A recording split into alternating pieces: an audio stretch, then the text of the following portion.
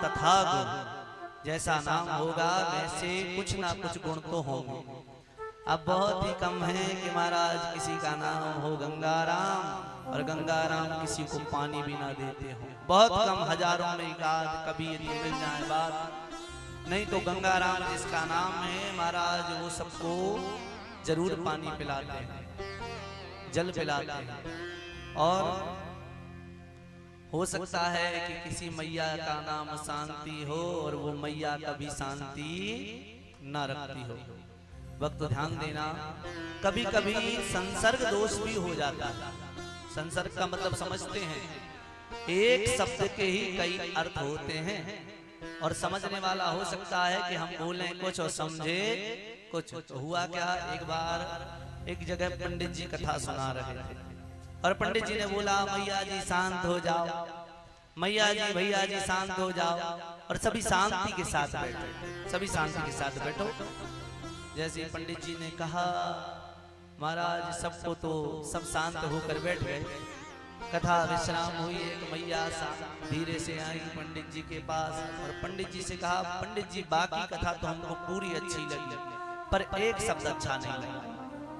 पंडित जी ने कहा क्या हुआ बहन, क्या अच्छा नहीं लगा? तो कहा कि बाकी पूरी कथा अच्छी लगी लेकिन आपने एक बात कही कि शांति के साथ बैठे, तो हमको ये बात अच्छी नहीं लगी। पंडित जी ने कहा मैया जी हमने क्या गलती कर दी, हमने कौन सा गलत अपराध कर दिया? कहा देखो आपने किया तो कोई अपराध नहीं, लेकिन ये बात अब दोबारा नहीं बोलना, ये खराब बात है। पंडित जी ने कहा मैया हमने तो ऐसा कुछ बोला ही नहीं। कहा देखो शांति हमारी बहू का नाम है और कोई हमारी बहू के साथ बैठे तो हमको अच्छा नहीं लगेगा। पंडित जी ने कहा धन्य है मैया धन्य है। तो संसर्ग दोष कभी कभी पैदा हो जाता है। तो नामकरण का विशेष महत्व है। जीवन में नाम अच्छे से अच्छा रखना चाहिए और राशि का नाम जरूर निकलवाना चाहिए। पहले भारत की संस्कृति में महाराज, भारत की सभ्यता में पहले 16 संस्कार होते थे। अब तो 16 संस्कार जो होते थे अब तो 1 2 4 गिने चुने संस्कार बचे हैं।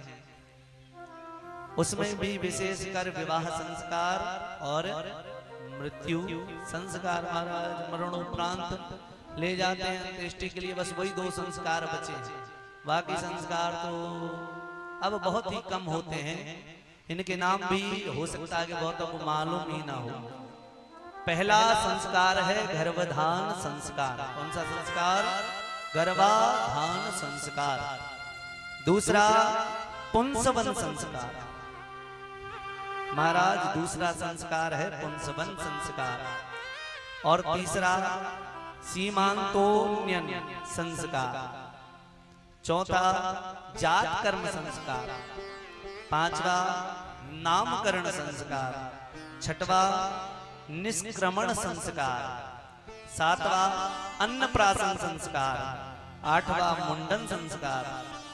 नौवा कर्ण भेदन संस्कार। 10वां विद्या आरंभ संस्कार। 11वां उपनयन संस्कार और 12वां वेदा आरंभ संस्कार। 13वां केश शांत संस्कार और महाराज 14वां जो संस्कार है ना संवर्तन संस्कार।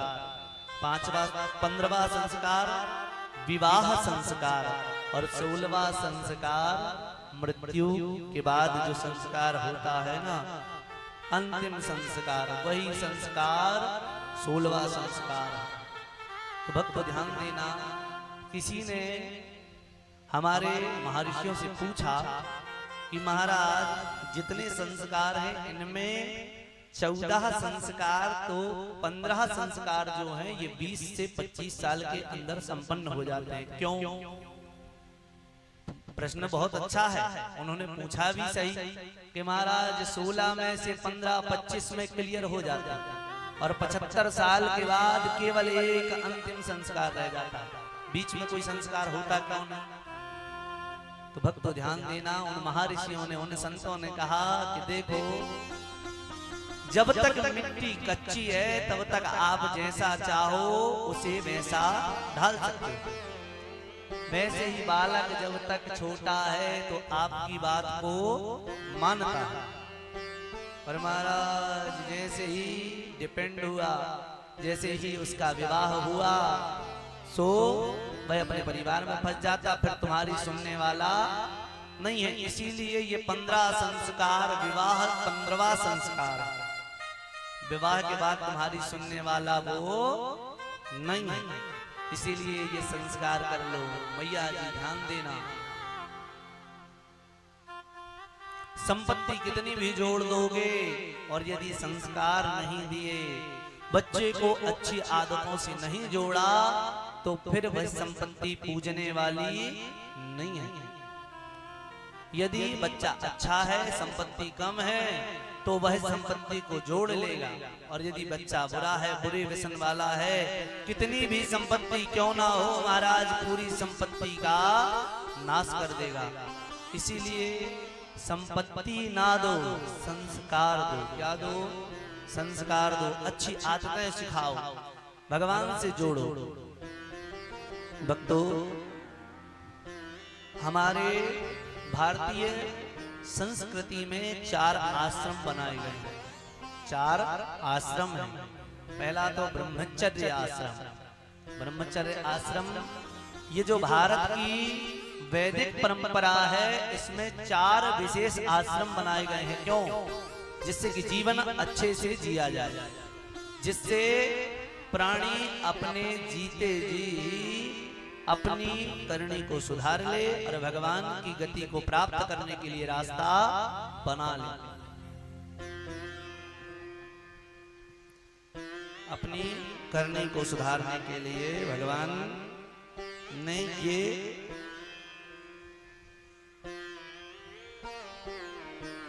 4 आश्रम बनाए। पहला तो ब्रह्मचर्य आश्रम।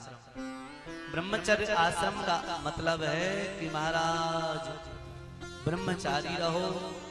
विशेष नारी पर इस समय ध्यान नहीं देना चाहिए, और नारी पर ध्यान जाए भी तो माता और बहन का भाव उत्पन्न होना चाहिए। यही ब्रह्मचर्य आश्रम है। ब्रह्मचर्य आश्रम में रहकर विद्या आरंभ, विद्या का अध्ययन करो, और महाराज जीवन में तरक्की के लिए कार्य सीखो। और जैसे ही कार्य को सीख लो, विद्या का अध्ययन कर लो, उसके बाद आ जाता है गृहस्थ आश्रम। कौन सा आश्रम? गृहस्थ आश्रम। पहले 25 वर्ष तक ब्रह्मचर्य आश्रम का पालन किया जाता था, फिर उसके बाद महाराज गृहस्थ आश्रम में प्रवेश मिलता था। और गृहस्थ आश्रम में जब प्रवेश होता था तो महाराज संतान उत्पत्ति आदि होती थी, उनका पालन पोषण करना पिता का कर्तव्य होता था। और उसके 25 वर्ष जैसे ही बीतते थे, संतान का विवाह कर कर वह पिता भक्तों संन्यास आश्रम में संलग्न हो जाता था। संन्यास का मतलब ये नहीं है कि घर छोड़ के वह चला जाता था, घर छोड़ के नहीं जाता था। संन्यास का मतलब है महाराज अपनी प्रतिक्रियाओं को सीमित करना, अपने कार्य क्षेत्र को सीमित करना, कामों को छोड़ना धीरे धीरे करके। क्यों? 25 वर्ष तक जीवन पर्यंत जिसने काम किया है वह एकदम से काम नहीं छोड़ सकता। यदि कोई व्यक्ति महाराज 8 घंटे खड़े होने की नौकरी 20 साल तक करता है, तो उसकी वह आदत इतने जल्दी जाने वाली नहीं है। कोई ऑपरेटर है, मशीन को ऑपरेट करता है, 8 घंटे खड़ा रहता है, तो यदि वो रिटायर भी हो जाए तो भी उसको कुछ दिन खड़े खड़े काटने पड़ेंगे, क्योंकि बैठेगा सो बीमार हो जाएगा। इसीलिए वो धीरे धीरे अपनी आदत को ढालता है और फिर वह आदत छूट जाती है। वैसे ही धीरे धीरे घर से दूर होना, बच्चों के मोह को छोड़ना, तीर्थ यात्रा में जाने का यही समय है। 50 के बाद तीर्थ यात्रा में घूमो, घर के मोह को छोड़ो, काम के मोह को छोड़ो, धीरे धीरे धीरे धीरे विरक्ति की ओर बढ़ जाओ। और जैसे ही 75 के हो तो क्या करो? 75 के हो तो वानप्रस्थ आश्रम ले लो।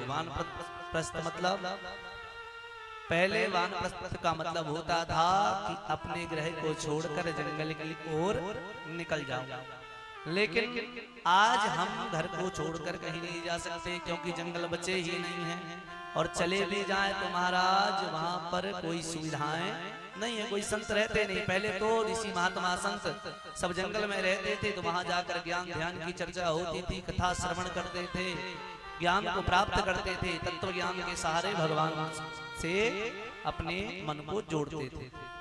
लेकिन आज वनों में जाना का मतलब वानप्रस्थ नहीं है। वानप्रस्थ का मतलब है कि महाराज भगवान की कीर्तन, भगवान की कथा, भगवान के सत्संग से जुड़ जाओ। जहां भी आसपास सुनने मिले भगवान की कथा हो रही है, सो भगवान की कथा में पहुंच जाओ।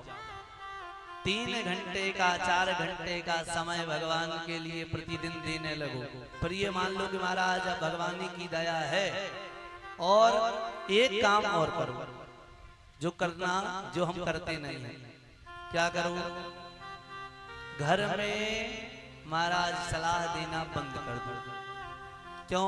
जैसे ही आप 75 के होते हो, 75 तो छोड़ो मैया, 60 के होते हो तो तुम्हारी सलाह को सुनने वाला कोई नहीं है। आप बड़बड़ाते रहो और वो सुनने वाला कोई नहीं है। इसीलिए 60 के बाद सलाह देना कम कर दो, और यदि 70 के हो गए तो बंद कर दो। 70 के हो गए तो बंद कर दो, फिर तो सलाह बंद, क्योंकि सुनने वाला कोई है नहीं। महाराज आप बोलते रहोगे, इस कान से सुनेंगे, इस कान से अलग कर देंगे, और जब आपकी सलाह नहीं सुनी जाएगी, नहीं मानी जाएगी, तो आपको गुस्सा आएगा, और क्रोध ही मूल पाप का कारण है। क्रोध के कारण पाप होता है। इसीलिए प्रयास ये करो कि ज्यादा से ज्यादा भगवान के कीर्तन, भजन, भगवान की कथा, माला, जाप आदि में समय को